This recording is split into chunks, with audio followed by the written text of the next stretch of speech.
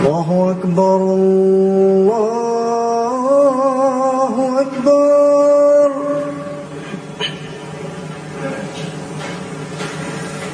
الله أكبر الله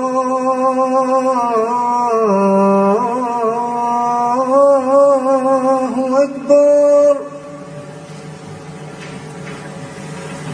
أشهد أن لا إله إلا الله.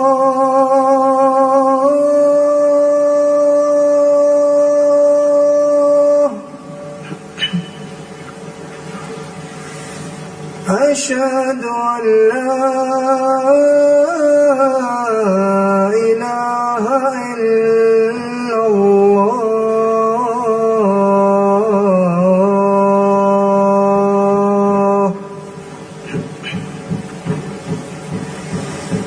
أشهد أن محمدًا رسول الله.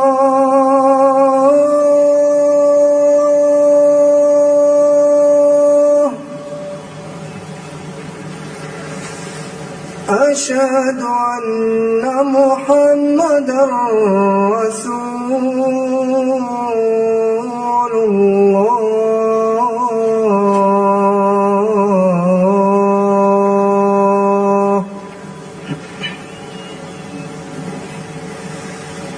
حي على الصلاة.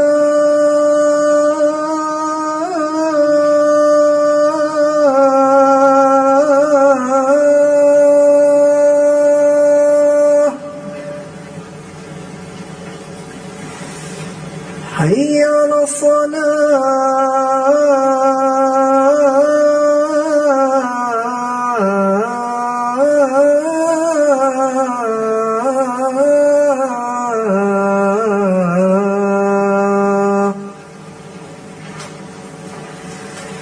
حي على الفلاح.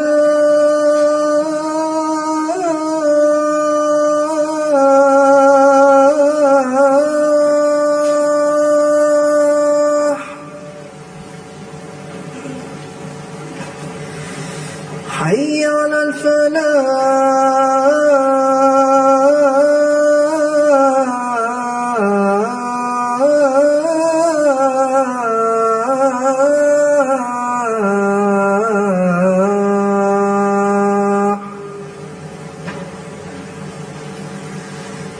الله أكبر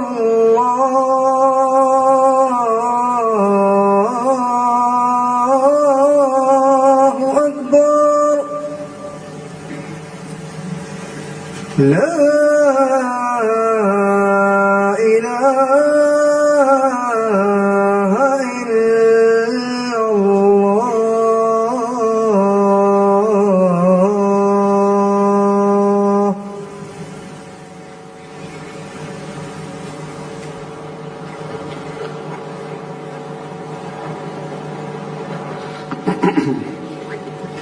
السلام عليكم ورحمة الله.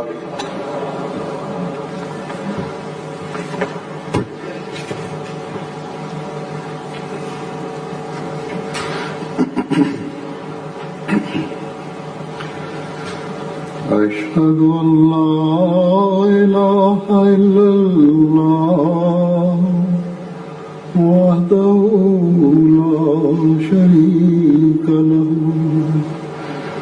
وأشهد أن محمدًا عبده ورسوله. أما بعد فأعوذ بالله من الشيطان الرجيم.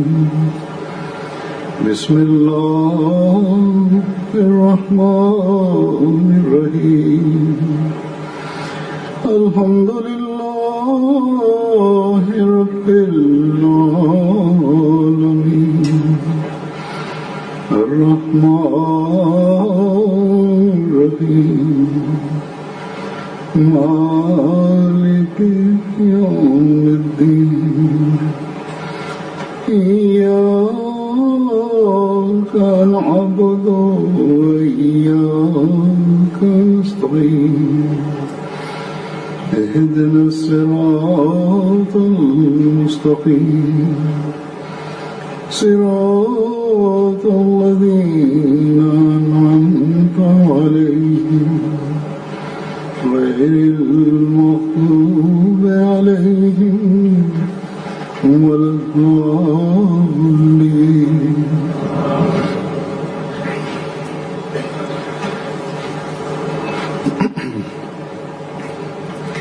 आज अल्लाह ताला के फजल से जमात Sot me bekimin e Zotit po fillon Gjelsa Salana e Britanisë së Madhe. Inshallah. Hapja zyrtare do të bëhet në mbrëmje. Allahu i Madhrishëm i bëft të gjithë pjesëmarrësit që t'i dalin pritshmërive të Mesiut i premtuar alayhi salatu wassalam që ai ka pasur për pjesëmarrësit e Gjelses, dhe i bëft që ata të trashëgojnë edhe lutjet e Mesiut i premtuar alayhi salatu wassalam, të cilat ai i ka bërë për ta, pra për pjesëmarrësit në Gjelse. Çdo ahmedian e di edhe duhet e di që të cilën edhe Mesiu premtuar alayhi salatu wassalam ka theksuar se pjesëmarrja në këtë Gjelse nuk është si pjesëmarrje në ndonjë koncert tjetër të botës. Për këtë arsye, çdo pjesëmarrës gjatë këtyre ditëve duhet të përqendrohet në pasurimin e dijes dhe spiritualitetit të tij, edhe të besimit të tij. Madje Mesiu premtuar alayhi salatu wassalam ka shprehur pakënaqësinë e tij të madhe për ata njerëz të cilët marrin pjesë në këtë Gjelse me mendimin se që kjo është një Gjelse si në një koncert e thjesht. Duhet të dinë se programi i Gjelses përgatitet pas shumë përpjekjeve. Ngrihet një komision i cili harton tematikën e Gjelses, pra temat e Gjelses, dhe harton një listë të gjatë të temave mbi të cilat do të mbahen fjalime, edhe ato tema atë listë të gjatë ja dërgon kalifit të kohës, pra komisioni në fjalë, edhe kalifi i kohës duke i shurtuar ato zgjedh disa prej tyre që folësit më pas i zhvillojnë në këtë Gjelse, në mënyrë që pjesëmarrësit të përfitojnë sa më shumë për pasurimin e besimit, dijes dhe spiritualitetit të tyre. Prandaj, ata që vinë në Gjelsa duhet të dëgjojnë me vëmendje të plot programet e Gjelses, gjatë ditëve të Gjelses dhe në çadrat e Gjelses, dhe këtë duhet të bëjnë me vëmendje të plot, pa bërë zhurmë. Nga njëherë vinë ankesa, sidomos nga gratë, që në vend që të qëndrojnë heshtur edhe me vëmendje edhe të ndjekin programet e Gjelses, afër çadrës së Gjelses disa njerëz bashkë me fëmijët e tyre kalojnë kohën duke bërë muhabete, edhe duke dhënë fëmijëve ca lodra, edhe ata pra i lënë që të luajnë lodrat fëmijët. Në këtë mënyrë fëmijët nuk do të kenë më ndjeshmërinë se kjo Gjelse është një Gjelse e bekuar. Nëse fëmijët janë të vegjël edhe mosha e tyre është për të lozur me lodrat, edhe është e nevojshme që t'i qetësoni ata, atëherë ata duhet t'i çoni në çadrën e fëmijëve që është apostafat për fëmijët, ku keni edhe lodrat e tyre. Por në çadrat kryesore, pra në çadrën kryesore të burrave edhe atë të grave, nuk duhet të angazhoheni me lodrat e fëmijëve ose duke i qetësuar fëmijët me lodrat, edhe duke bërë muhabete, duke bërë diskutime të ndryshme. Kjo absolutisht nuk është e drejtë. Edhe kur vullnetarët i ndalojnë njerëzit e tillë, disa prej tyre edhe tregohen të pakënaqur. Ndërsa gabimi është i pjesëmarrësve, nuk është i vullnetarëve. Siç u thash që një komision me shumë imtësi harton një listë gjatë të temave dhe më dërgon pas atë listë edhe nga e cila unë në bazë të rrethanave 7 apo 8 tema, pra zgjedh 7 apo 8 tema, edhe pas kësaj ato tema u dorëzohen folësve të zgjedhur. Edhe ata folës në një kohë shumë të kufizuar, disa të tjerë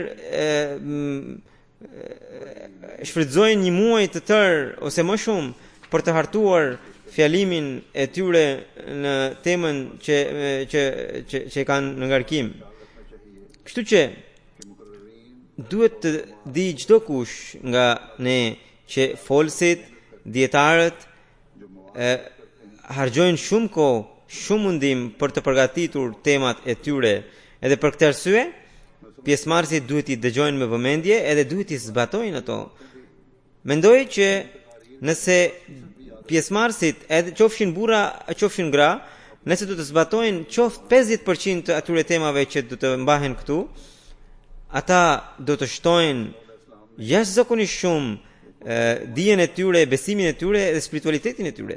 Mesiu premtues sallallahu alaihi wasallam në një vend tha se të gjithë duhet të dëgjojnë me vëmendje temat që mbahen në Gjelsa Salana. Tha se duhet i dëgjoni me shumë vëmendje dhe me shumë shqetësim, sepse kjo është çështja e besimit. Dhe pakujdesia dhe përtatësia në këtë çështje sjell pasoja të rënda, thot Mesiu premtues selam. Thot ai që tregohet i pakujdesshëm ndaj besimit dhe kur atij i tregohet diçka në lidhje me besimin dhe nëse nuk e dëgjon, ai nuk mund të përfitojë dot nga asnjë folës, sado i fuqishëm të jetë. Pikrisht për thot Mesiu premtues selam, pikrisht për njerëzit e tillë, Kurani famlar thot që ata kanë vesh por nuk dëgjojnë, ata kanë zemra por nuk ndjejnë. Prandaj mbajini mend, çdo gjë që do të thuhet këtu, ta dëgjoni me vëmendje, sepse ai që nuk dëgjon me vëmendje, le të mbetet për një kohë të gjatë tek një njeri i dobishëm, ai nuk mund të përfitojë nga ai. Prandaj për këtë çështje të caktuar që në fund të çadrës ka disa njerëz të cilët edhe në burra edhe në gra janë zënë në diskutimet e tyre, ata duhet të dinë që të heqin dorë nga kjo gjë. Vullnetarët, ata nuk duhet të japin mundësinë për të ankuar para vullnetarëve. Ata duhet të dëgjojnë me vëmendje të gjitha programet të Gjelsës dhe me niyetin që nga këto thjesht të mos e shuajnë etjen e dijes, por edhe të përparojnë në vepra dhe në spiritualitet. Pra, të mos mbeten thjesht tek dëgjimi dhe shuarja e etjes dijes, por edhe të veprojnë. Pastaj duke u drejtuar atyre të cilët caktojnë folësit e tyre të zgjedhur, pra që u pëlqejnë, edhe vetëm ata i dëgjojnë, edhe të tjerët nuk i dëgjojnë. Pra disa njerëz caktojnë se ky folës është i mirë e ky nuk është i mirë, edhe ata dëgjojnë vetëm folësin që u pëlqen atyre. Në lidhje me ata njerëz, Mesiu premtues selam thot që unë për veten time, për xhamatin tim dhe për antarët e xhamatit tim pëlqej që ata të mos përqendrohen vetëm tek retorika dhe edhe të mos përqendrohen vetëm te kjo që folsi me çfarë magjie po flet, me çfarë retorike po flet. Mesihu ibn Islam thotë se unë kursesi nuk jam i kënaqur tek kjo pikë. Unë mendoj edhe natyra ime pëlqen, është pjesë e natyrës ime që unë mendoj të flas atë që kam në zemër, edhe çdo gjë të bëhet për hir të Zotit të Madhërisëm. Çdo fjalë të thuhet për hir të Zotit të Madhërisëm. Muslimanët kanë rënja që ka ardhur tek muslimanët, shkaku kryesor i tyre është që është pikërisht kjo që nuk realizohet kjo gjë. Përndryshe sot bëhen më shumë konferenca, më shumë mbledhje, mblidhen më shumë organizata, edhe atje orator të fuqishëm, ligjërues të fuqishëm mbajnë fjalimet e tyre. Dhe vinë edhe poetë të cilët çajnë hallin për gjendjen e popullit. Thua, përse nuk po bëj kanë efekt? Madje populli çdo ditë e më shumë po bie në rënje. Mesihu premtuar Islam thot, arsyeja është që pjesëmarrësit e atyre mbledhjeve nuk kanë sinqeritet. Pra kjo është skicë e treguar nga Mesihu premtuar Islam e këtyre mbledhjeve, të cilat daq të bëhen në emër të fesë, por ato bëhen për të fituar botën, për të dukur. Madje Mesihu premtuar Islam thot që folësit e tillë në vend që të përqendrohen që fjala e tyre të shkojë në zemrat e njerëzve dhe tua ndryshoj jetën, ata gjatë fjalimeve të tyre mendojnë se dëshirojnë që atyre të bëhet të thuren lëvdata. Pra në këtë mënyrë folësit e tillë dëgjuesit e tyre i bëjnë zota, edhe i bëjnë idhuj të tyre. Kështu që as folësit e mbledhjeve të tilla nuk janë të sinqertë as dëgjuesit. Por gjelset tona këtu folësit tanë nuk kanë synime të tilla. Edhe përgjithsisht edhe dëgjuesit nuk janë të tillë. Edhe as nuk duhet të jenë të tillë. Në vend që nuk duhet të jenë të tillë që të mbeten vetëm tek kënaqësia e përkohshme.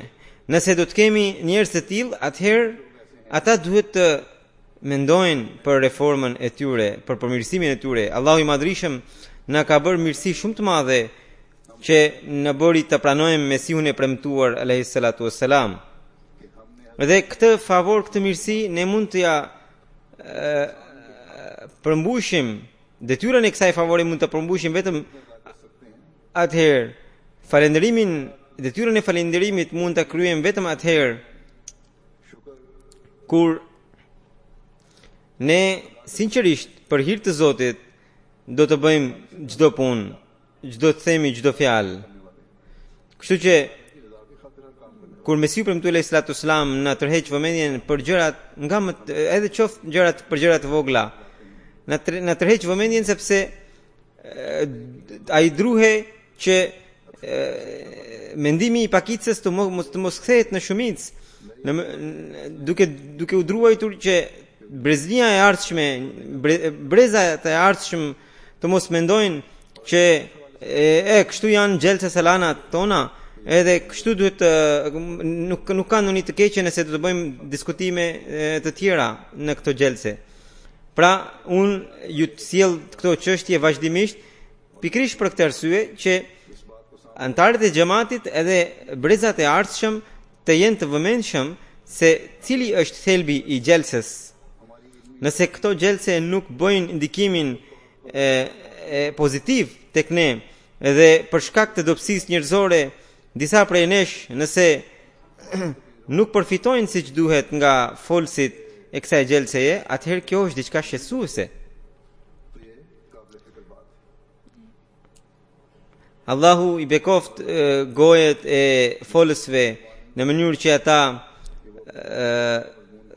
të përcjellin mesazhet e tyre tek dëgjuesit në atë mënyrë që në mënyrë të denjë, ato fjalë të cilat janë fjalët e Zotit, që janë fjalët e dashurisë dhe besnikërisë, që janë fjalët e dashurisë ndaj profetit Muhammed sallallahu alaihi wasallam, që janë fjalët e besnikërisë ndaj shërbëtorit të profetit Muhammed sallallahu alaihi wasallam, ndaj Mesiut të premtuar dhe Imam Mehdiut.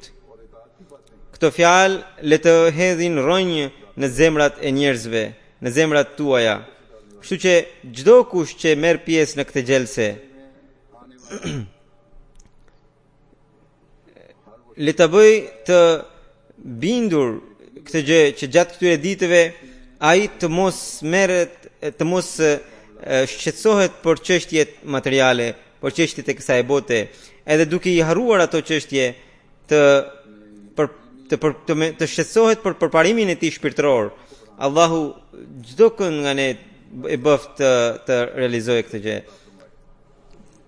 Dua t'ju tërheq vëmendjen pra ju pjesëmarrësve të gjelses edhe tek një pikë, vullnetarët që janë caktuar për të shërbyer mysafirëve edhe në gratë edhe burrat, madje duhet të them se vullnetarët që kanë paraqitur veten për të shërbyer mysafirëve të Mesiut të premtuar alayhi salatu wassalam janë student të kolegjeve, të universiteteve, janë edhe nga ata të cilët punojnë në zyrat e ndryshme që merren me tregtitë e tyre, disa prej tyre kanë pozita madhore në shoqërinë e tyre. Por ata këtë shërbim e kanë bërë vetëm për hir të Zotit, për të shërbyer mysafirëve të Mesihut sallallahu alaihi wasallam. Pra, këta vullnetar, ndër këta vullnetar keni nxënës, keni student, keni punëtor të thjesht, keni tregtar të më të fuqishëm, keni njerëzit me pozita të larta, por të gjithë këta Gjelsa Salana i ka rreshtuar në një rresht. Dhe nëse ndonjë mysafir i lëndon këta vullnetar me gjestit e tyre, ata duhet të shqetësohen, ata duhet të shqetësohen që të mos i lëndojnë dinjitetin e këtyre vullnetarëve, të cilët me një vullnet të madh kanë ardhur për t'i shërbyer juve.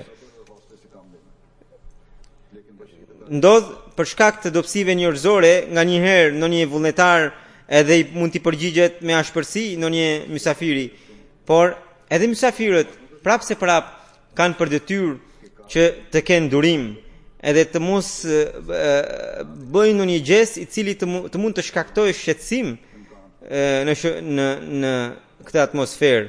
Pastaj të rinjt edhe studentët që vinë këtu për të shërbyer vullnetarisht, edhe kur shohin sjelljen e keqe të ndonjë mysafiri, ata zhgënjehen nga njerëzit. Nëse një mysafir jo ahmedian shpreh ndonjë shqetësim, gjë që zakonisht ata nuk e bëjnë, atëherë pra antarët e xhamat, ne duhet të shqetësohemi për t'u larguar shqetësimin atyre njerëzve, sepse ata nuk janë ahmedian. Por nëse ndonjë mysafir ahmedian, pra nëse ndonjë ahmedian që vjen në këtë gjelse, pavarësisht se ai është mysafir, por ai është ahmedian, edhe si i tillë, ai nuk duhet të vijë këtu si mysafir. Ai duhet të vijë këtu për të përfituar nga bekimet e gjelses, edhe siç ju thash më përpara, që kështu duhet të vinë, me këtë mendim duhet të vinë. Për këtë arsye, qëndrimi i tyre, ushqimi i tyre, ose në parkim, në vajtjardhje, nëse ndodh ndonjë gjë, ndonjë shqetësim për shkak të ndonjë avarie, për shkak të ndonjë gjë, ahmedianët duhet t'i durojnë me zemër të hapur, edhe duhet t'i përballojnë ato. Siç ju thash edhe në xhuman e kaluar, që këtu të gjitha lehtësimet, të gjitha mjetet krijohen për një periudhë të shkurtër, edhe në një organizim të tillë, padyshim që do të mbeten disa gjëra të mangëta. Sa më shumë që sado që të punosh, prap se prap do të ngelin disa gjëra të mangëta. Disa lehtësime nuk mund të jepen këtu në këtë ambient për shkak të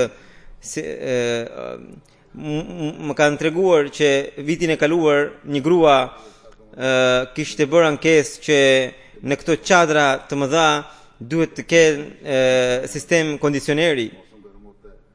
E dim që këtu nganjëherë bëhen edhe vap, por është shumë e vështirë që të kemi kondicioner në këto çadra kaq të mëdha. Nëse ka vap, le t'i hapni dyert. Njerëzit mendojnë se kjo është diçka e thjeshtë, por edhe freskuset, sikur i vendosin freskuset, por edhe nëse mungojnë disa freskuse, edhe kjo nuk është diçka e vogël.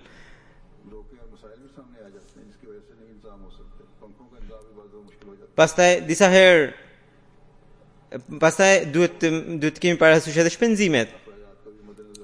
Gjelset që bëheshin në Rabba edhe në Kadian, ato bëhen siç bëhen edhe tani në Kadian, bëhen gjatë dimrit dhe atje njerëzit rrinë për jashta edhe durojnë dimrin, nganjëherë bie edhe shi, edhe shiu e difushon ftohtin, prap durojnë njerëzit.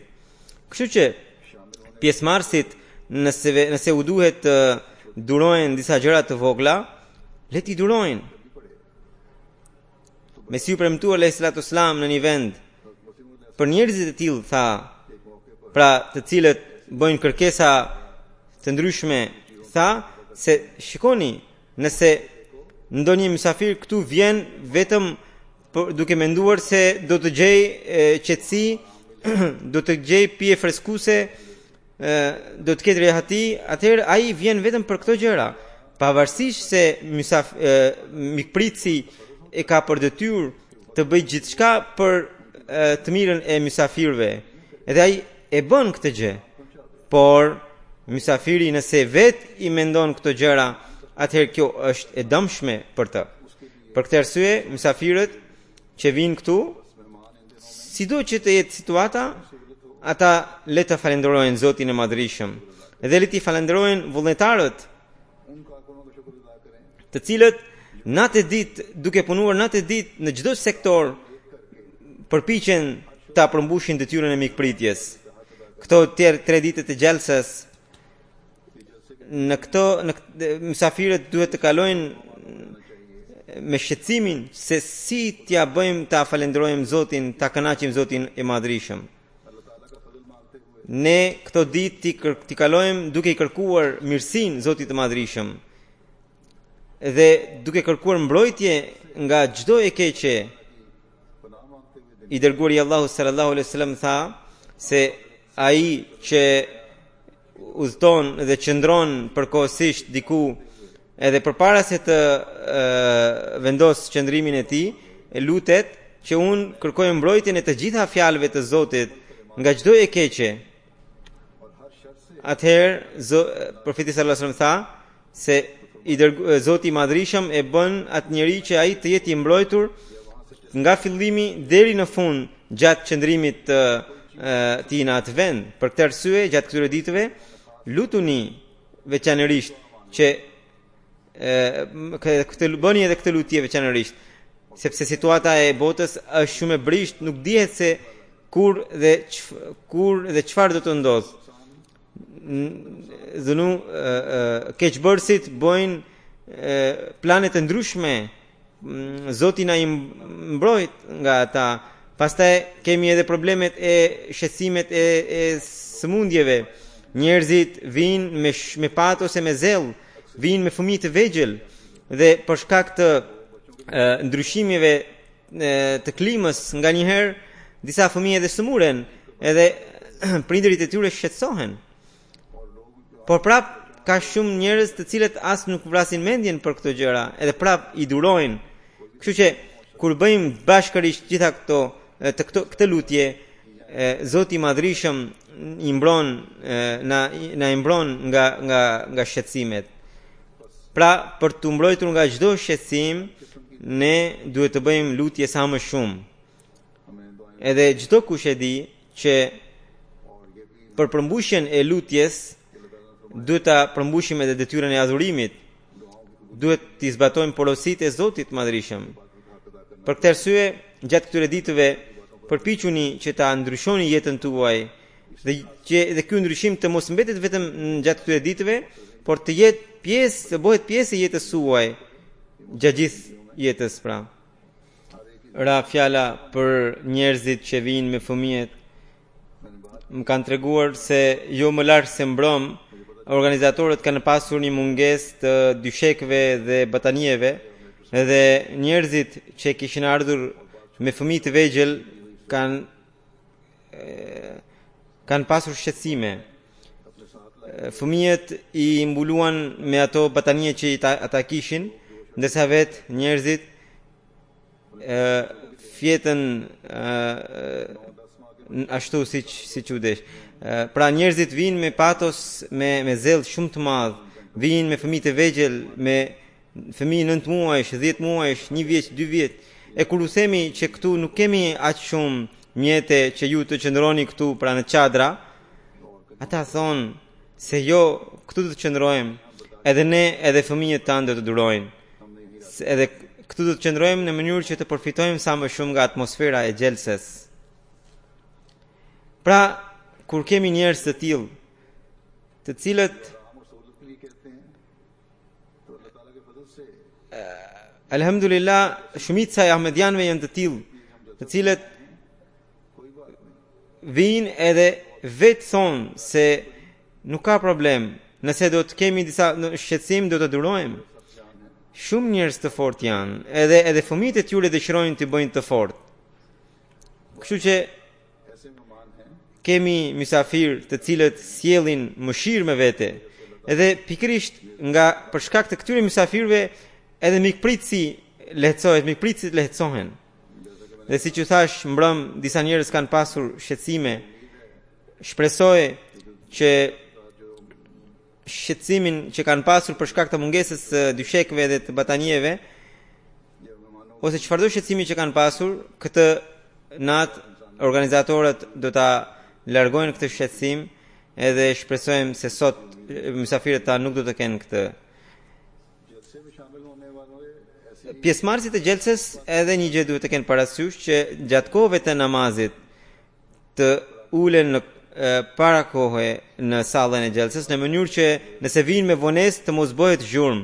Nëse vonesa është për shkak të ushqimit, atëherë organizatorët e ushqimit dhe organizatorët e sallës së xhelses le të njoftojnë në sallë që mysafirët ende janë duke ngrënë bukë, edhe ata të njoftojnë edhe mua që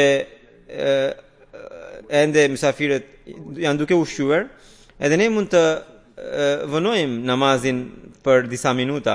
Edhe vetë nganjëherë vënohem për shkak të disa angazhimeve për disa minuta, nganjëherë edhe më shumë. Atëherë kur unë pres mysafir jot ahmedian në zyrën time, edhe vi me vonesë, por prapë se prapë kam vënë re që edhe pasi të vi unë, vinë pas meje shumë njerëz të tjerë hynë në sallë për t'ju bashkuar me namazit, edhe në këtë mënyrë krijohet një zhurmë, edhe sektori i terbijetit duhet të ketë parasysh që t'i nxisin njerëzit që të vinë sa më shpejt, sepse zhurma që krijohet për shkak të dyshemes prej druri shkakton një shqetësim për namaz falsit. Nëse keni ardhur këtu para kohe, edhe juve ju është dashur të prisni për namazin, prisni dhe përkujtoni Zotin e Madhrishëm. Zoti i Madhrishëm ju shpërblen për çdo gjë të vogël. Kështu që mos e humni këtë shpërblim. Dhe Kjo është pikërisht edhe mënyra më e mirë për të përfituar nga këto 3 ditë.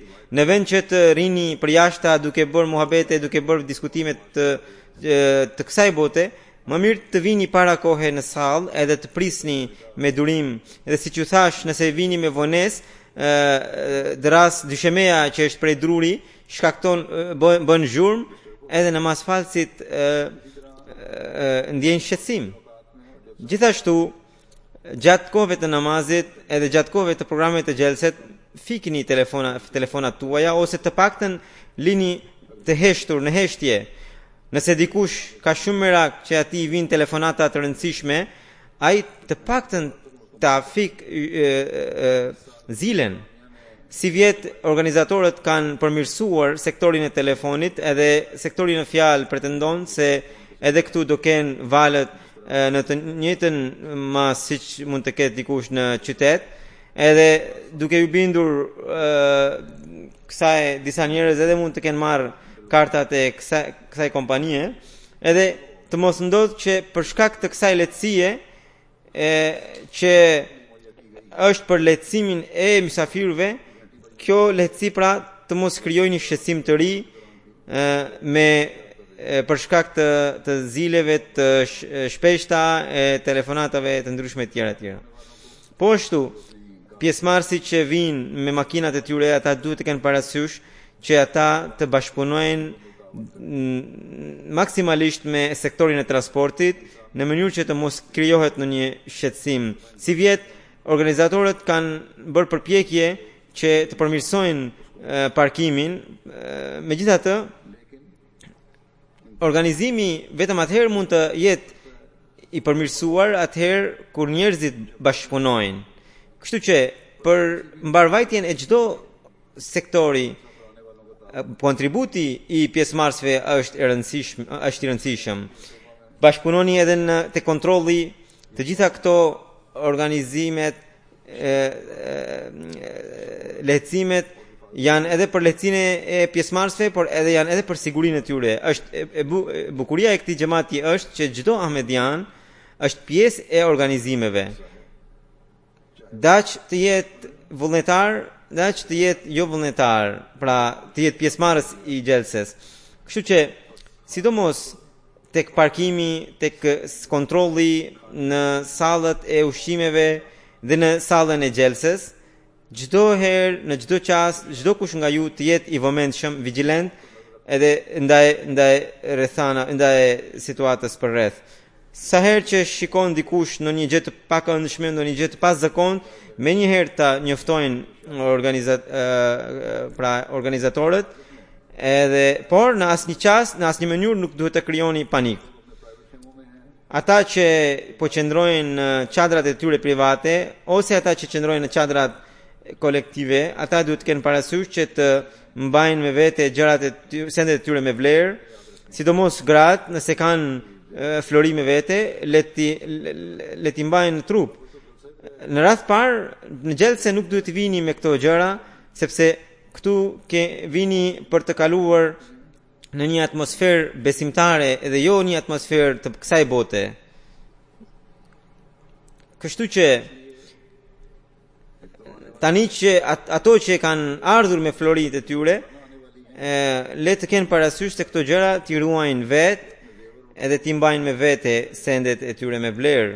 Dhe gjatë ditëve të xhelses të përqendrohen në përparimin e tyre shpirtëror. Gjatë ditëve të xhelses, disa sektor kanë organizuar ekspozitat e tyre, për shembull sektori i historisë, po ashtu sektori i revistës Review of Religions ka organizuar ekspozitën e Kuranit famlar edhe të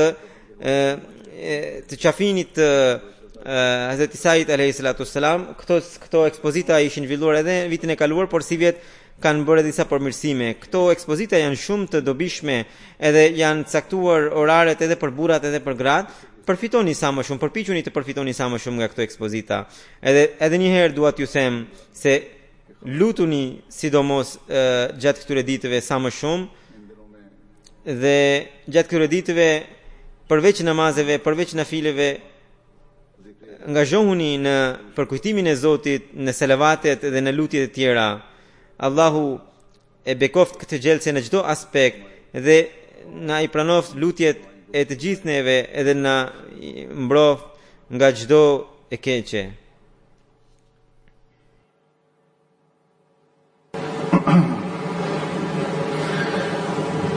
Alhamdulillah